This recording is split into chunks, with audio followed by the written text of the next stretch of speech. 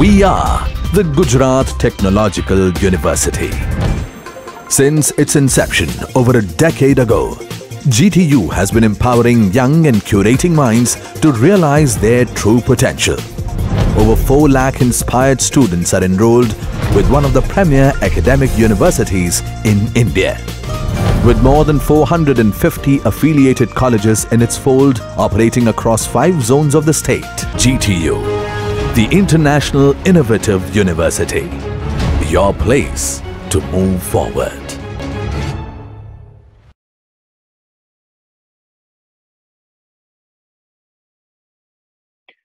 Hello students, આજે આપણે diploma mechanical એન્જિનિયરિંગની અંદર 4th સેમિસ્ટરની અંદર સબ્જેક્ટ આવે છે થિયરી ઓફ મશીન, જેનો સબ્જેક્ટ કોડ છે 33419003 અને એની અંદર આપણે ફ્રિક્શન ચેપ્ટરની અંદર એક્ઝામ્પલ વિશે આપણે ચર્ચા કરીશું. હવે સૌથી પહેલા કોઈ પણ આપણે એક્ઝામ્પલ ગણતા હોઈએ તો એ એક્ઝામ્પલની અંદર સૌથી પહેલા ઇક્વેશન યાદ હોવા જરૂરી છે. તો મેં થોડા ઇક્વેશન્સ આની અંદર પુટઅપ કરેલા છે, બરોબર. તો તમારે એને એકવાર જોવા પડશે. સૌથી પહેલા તો કોએફિશિયન્ટ ઓફ ફ્રિક્શન, કે જેને તમે મ્યુ વડે દર્શાવો છો, તેનું ઇક્વેશન છે F/Rn, જ્યાં F બરાબર ફોર્સ છે અને R બરાબર નોર્મલ રિએક્શન લાગે છે. Then limiting angle of friction tan phi is equal to mu is equal to F/Rn તમે દર્શાવી શકો છો. પછી સ્ક્રૂ ફ્રિક્શનની અંદર હેલિક્સ એંગલ છે, તો હેલિક્સ એંગલને તમે આલ્ફા વડે દર્શાવો છો, કે એની અંદર tan alpha બરાબર is equal to lead of screw divided by circumference of the screw. Then P/pi d, it is for the single threaded screw, and Np/pi d in case of multi-thread screw, right?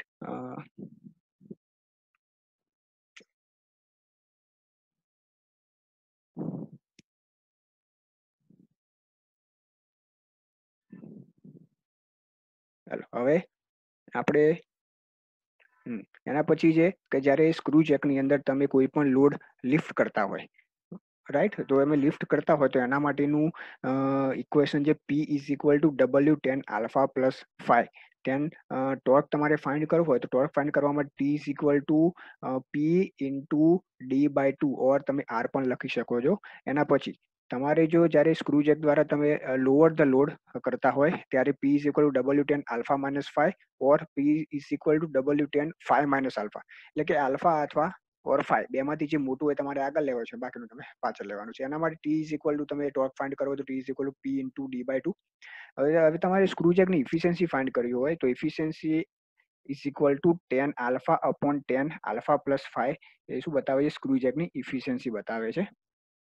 પછી એક topic આવે છે ફ્રિક્શનની અંદર બીજો, bearings, right. તો બેરિંગ્સની અંદર તમારે કયા બેરિંગ સ્ટડી કરવાનો હોય છે આ ચેપ્ટરની અંદર? તો flat pivot bearing, flat collar bearing, conical pivot bearing and truncate pivot bearing. હવે આ બધા બેરિંગ્સની અંદર મેઇન 2 કન્ડિશન હોય છે, uniform pressure and uniform wear, right. હવે આ જે આખું એક ઇનબોક્સ બનાવેલું છે, હવે એ બોક્સની અંદર તમારે આ યાદ રાખશો તો તમારે એક્ઝામ્પલ કરવામાં બહુ જ ઇઝી રહે છે. સૌથી પહેલા તો ફ્લેટ પીવોટ બેરિંગ માટે જો યુનિફોર્મ પ્રેશર તમે કન્ડિશન એક્ઝામ્પલમાં આપેલી હોય તો તમારે ઇક્વેશન યુઝ કરવાનું છે 2/3 mu WR, right. And uniform wear આપેલું હોય તો તમારે એ ફ્લેટ પીવોટ બેરિંગની જ વાત છે, એની અંદર યુનિફોર્મ વિયર હોય તો 1/2 મ્યુ WR, કે જ્યાં મ્યુ બરાબર કોએફિશિયન્ટ ઓફ ફ્રિક્શન છે, W બરાબર લોડ છે અને R બરાબર રેડિયસ છે, રાઈટ. હવે જો તમે કોનિકલ પીવોટ બેરિંગ એક્ઝામ્પલમાં આપેલું હોય તો તમારે ઇક્વેશન યુનિફોર્મ પ્રેશર માટે 2/3 mu W R1 cube minus R2 cube divided by R1 square minus R2 square into cosec alpha, or cosec alpha ના લખો હોય તો તમે 1/sin આલ્ફા પર લખી શકો છો. એની સામે જો યુનિફોર્મ વિયર હોય તો તમારે 1/2 mu W R1 plus R2 into cosec alpha or 1/sin alpha લખી શકો છો, રાઈટ. હવે ફૂલ કોનિકલ બેરિંગ્સ હોય તો કોનિકલ પીવોટ બેરિંગ છે તો એના માટે 2/3 મ્યુ WR અને 1/2 મ્યુ WR છે. હવે જો તમે કોલર બેરિંગ વાપરતા હોય, બરોબર છે, તો કોલર બેરિંગની અંદર યુનિફોર્મ પ્રેશર માટેની ઇક્વેશન છે 2/3 mu W R1 cube minus R2 cube divided by R1 square minus R2 square, અને જો યુનિફોર્મ વિયર હોય તો 1/2 mu W R1 plus R2, right. હવે એના પછી આવે છે ક્લચ. તો મેઇન ક્લચના 3 ભાગ પડે છે, single plate clutch, multi plate clutch અને third one is cone clutch, right. હવે તો જો ક્લચની અંદર બી યુનિફોર્મ પ્રેશર અને વિયર બંને આવે છે. તો uniform pressure uniform wear condition માટે torque T is equal to 2/3 mu W R1 cube minus R2 cube divided by R1 square minus R2 square. For frictional torque જો લાગે છે TR is equal to 2 pi mu P R square DR લખો છો. અને જો તમે intensity of pressure P છે તો P is equal to W upon pi R1 square minus R2 square. હવે જો મલ્ટીપ્લેટ ક્લચ કીધું હોય તો તમારે, અને મલ્ટીપ્લેટ ક્લચની અંદર નંબર ઓફ ક્લચ પ્લેટ કીધી હોય તો તમારે અહીંયા જે આ જગ્યા છે ત્યાં તમારે n લખી દેવાનું છે, રાઈટ. n લખી દેશો તમારે મલ્ટીપ્લેટ ક્લચ તમારે ફાઇન્ડ કરવાના થાય, નંબર ઓફ ક્લચ કેટલા છે તો તમે ઇઝીલી ફાઇન્ડ આઉટ કરી શકો છો, રાઈટ. અને યુનિફોર્મ વિયર કન્ડિશન માટે 1/2 mu W R1 plus R2 તો છે જ, અને T is equal to n mu WR. હવે જો યાદ રાખવાનું છે કે single plate clutch or plate ક્લચની અંદર જો both side of the disc are effective, જો ડિસ્ક બંને સાઈડની ઇફેક્ટિવ હોય તો તમારે single plate clutch has a 2 pair of surface in contact, means કે n ઇઝ ઇક્વલ ટુ 2 લેવાના છે, રાઈટ. હવે જો ઇન્ટેન્સિટી ઓફ પ્રેશર છે, બરોબર, એ મેક્સિમમ ક્યારે હોય કે ઇનર રેડિયસ હોય ત્યાં મેક્સિમમ હોય, તો તમારે P maximum cross R2 is equal two C લેવાના છે જો યુનિફોર્મ વિયર કન્ડિશનની અંદર. અને જો intensity of pressure is minimum કીધું હોય એક્ઝામ્પલની અંદર, તો તે આઉટર રેડિયસ આગળ ઇન્ટેન્સિટી ઓફ પ્રેશર મિનિમમ લાગે તો તમારે યુનિફોર્મ વિયર કન્ડિશન માટે P minimum cross R1 is equal two C લેવાના છે, રાઈટ. હવે મલ્ટીપ્લેટ ક્લચ માટે તમારે નંબર ઓફ પેર કેટલી છે કોન્ટેક્ટિંગ સરફેસની, તો તમારે n ફાઇન્ડ કરવા, તો n is equal to n1 plus n2 minus 1, જ્યાં n1 ઇઝ ઇક્વલ ટુ શું છે કે number of disc on the driving shaft and n2 is equal to number of disc on the driven shaft. Okay.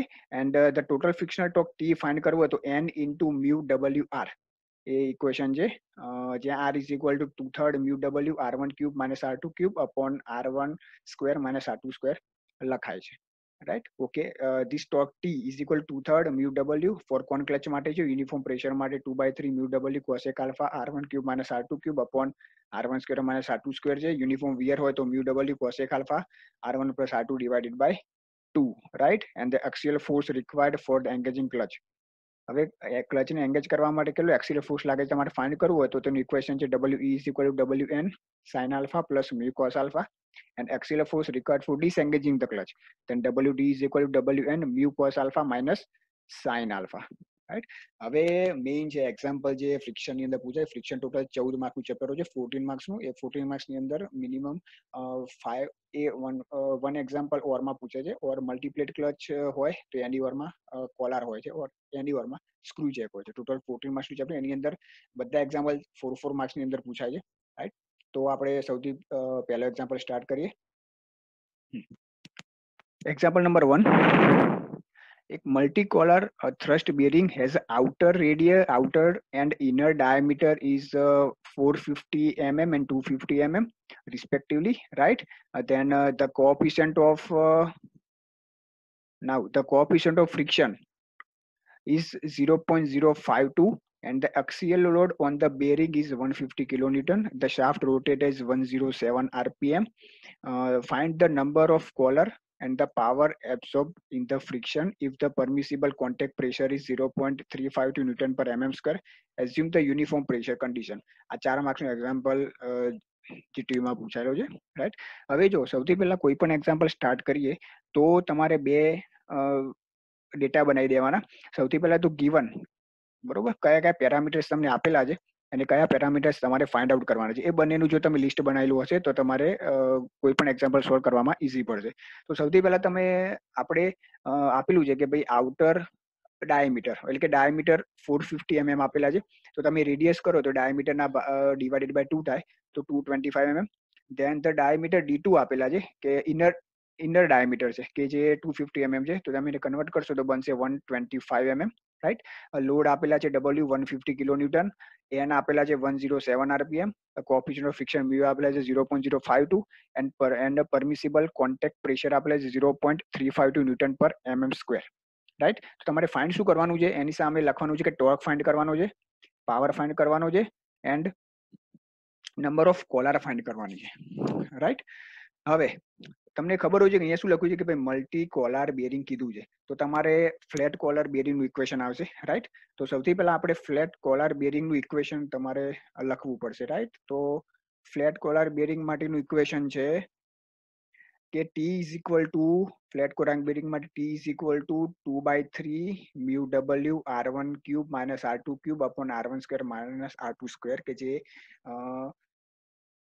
Flat કોલરનું equation છે કોના માટે છે? Uniform pressure, બરોબર છે. આની અંદર યુનિફોર્મ પ્રેશર કીધું છે, એઝ્યુમ કરવાનું કે એઝ્યુમ ધ યુનિફોર્મ પ્રેશર, કે યુનિફોર્મ પ્રેશર કન્ડિશન આપણે એઝ્યુમ કર્યું છે. તો એના માટે તમારે equation T is equal to કે torque T is equal 2/3 mu W R1 cube minus R2 cube upon R1 square minus R2 square.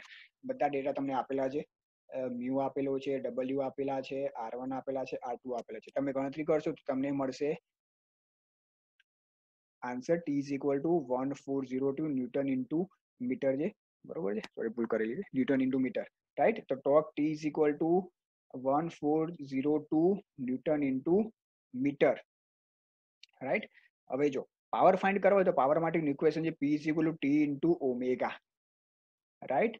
Omega એટલે કે એંગ્યુલર વેલોસિટી થાય. હવે એંગ્યુલર વેલોસિટી ફાઇન્ડ કરવું તો શું કરવું પડે? ઇક્વેશન છે એનું છે કે 2πn ડિવાઇડેડ બાય 60, રાઈટ. તો તમને ટોર્ક ટી આપેલા છે, તો તમે ઇક્વેશન લખ્યું છે કે 1402, રાઈટ. 2 તો આપેલા છે, પાઈ ની વેલ્યુ છે 3.14, એન આપેલા છે, n is equal to 107 divided by 60 કરશો ત્યારે તમને મળશે 15.7 કિલોવોટ તમને પાવર મળશે, રાઈટ. હવે તમારે જો એક લાસ્ટ કન્ડિશન કીધી છે કે નંબર ઓફ કોલર ફાઇન્ડ કરવાના છે. હવે નંબર ઓફ કોલર કેવી ફાઇન્ડ કરશો તો એના માટેનું ઇક્વેશન છે કે intensity of pressure P is equal to W upon W divided by N into pi R1 square minus R2 square, right. તો તમારે N ને તમારે સિમ્પ્લિફિકેશન આપવાનું છે, તો n is equal to 150 cross 1000 divided by 0.352 cross 314 into 225 નો square minus 125 નો square, then the answer is 3.87 is equal to 4, બરોબર છે. તો આ પ્રમાણે તમે એક્ઝામ્પલ ગણશો. આના કેટલા માર્ક્સ છે? ટોટલ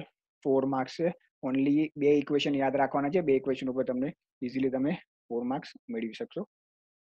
હવે આપણે સેકન્ડ એક્ઝામ્પલ ઉપર જોઈએ. સેકન્ડ એક્ઝામ્પલ કીધું છે કે કોનિકલ પીવોટ બેરિંગ છે. હવે એક વસ્તુ યાદ રાખવાની કે જ્યારે કોનિકલ કીધું હોય ત્યારે હંમેશા આલ્ફા એંગલ આપેલો હશે, રાઈટ. હવે કોનિકલ પીવોટ બેરિંગ કીધું છે, રાઈટ. તો તમારે પેલા આપણે રકમ જોઈ લઈએ. અહીં આપેલી છે conical pivot bearing supported and axial load. તો એક્સિયલ લોડ ને શું કહેવાય? W કહેવાય. એ આપેલા છે 20 kilo newton. The cone angle આપેલા છે 60 degree. Then alpha is equal to given the 60 degree. The shaft radius is 200 mm. શાફ્ટની રેડિયસ 200 mm આપેલી છે, right. Then what is find out the power lost in the friction at 100 rpm. તો તમારે n આપેલા છે 100 rpm, તમારે power loss find કરવાનો છે કે P ફાઇન્ડ કરવાનું છે, રાઈટ. હવે કન્ડિશન આપેલી છે કે યુનિફોર્મ વિયર કન્ડિશન તમારે લેવાની. તો સૌથી પહેલા તો W 20 kilo newton, alpha 60 degree, R is equal to 200 mm. એને તમે મીટરમાં ફેરવશો તો 200 ડિવાઇડેડ બાય 1000 કરવા પડે ત્યારે મીટરમાં કન્વર્ટ થાય. U is equal to 0.06, N is equal to 100 rpm. And what is find? P, power loss find કરવાનું છે. હવે ત્યારે તમે કોનિકલ પીવોટ બેરિંગ માટે યુનિફોર્મ વિયર કન્ડિશન લેતા હોય ત્યારે ઇક્વેશન છે T is equal to 1/2 mu WR cosec alpha, right. તો 1/2 mu is equal to 0.06, W is equal to 20, R is equal to એટલે કે 20 કિલો ન્યૂટન છે એટલે 20 to 1000, R is equal to 0.2 and cosec alpha is equal to 1 upon sin alpha. કોઈ બી તમે લખી શકો છો. તો cosec 60 degree. Then find out the torque T. T કેટલો મળશે?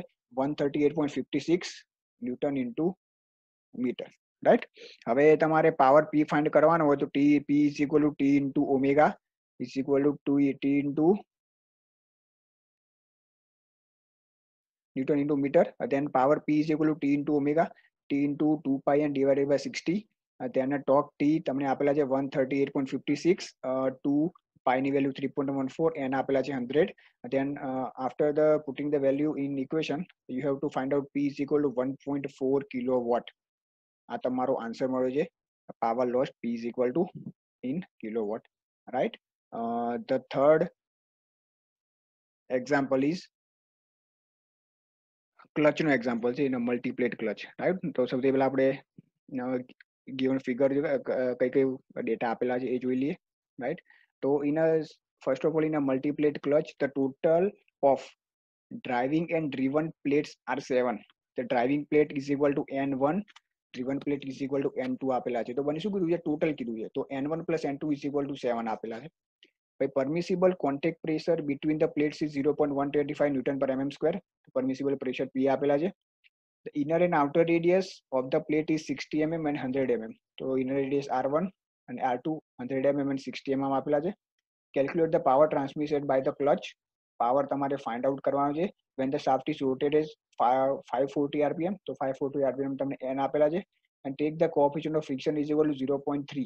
0.3 તમારે મ્યુ આપેલા છે. and યુનિફોર્મ વિયર તમારે કન્સિડર કરવાનું છે.